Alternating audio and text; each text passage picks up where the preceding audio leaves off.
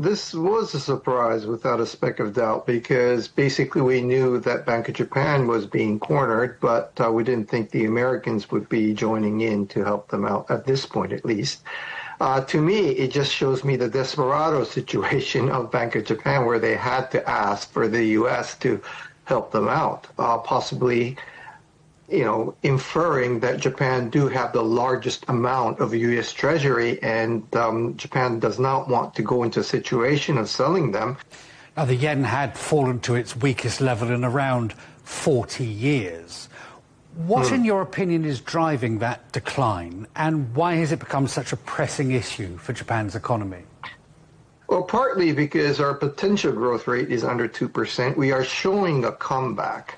But in comparison to the United States, which has a lot of maneuverability to basically increase their rates, in case of Japan, they do not have that, considering the fact that, again, we're showing signs of recovery. We're having a very good capital expenditure coming back on back of AI investment, digitalization, rationalization, what have you. But the private consumption really isn't back on their feet.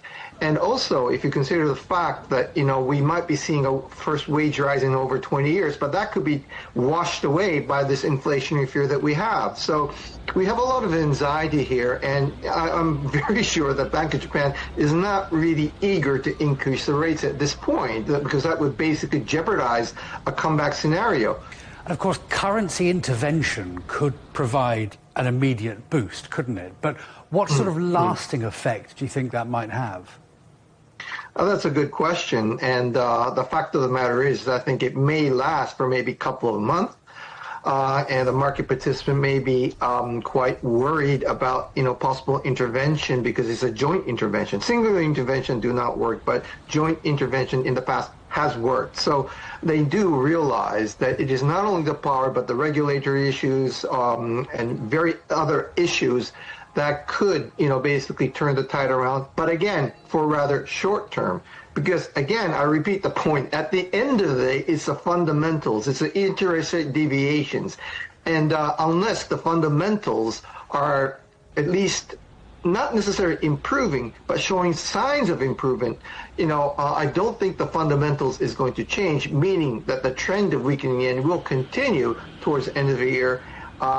If we are merely going to see this joint intervention. The US seems to have been selling euros, doesn't it, in order to buy yen.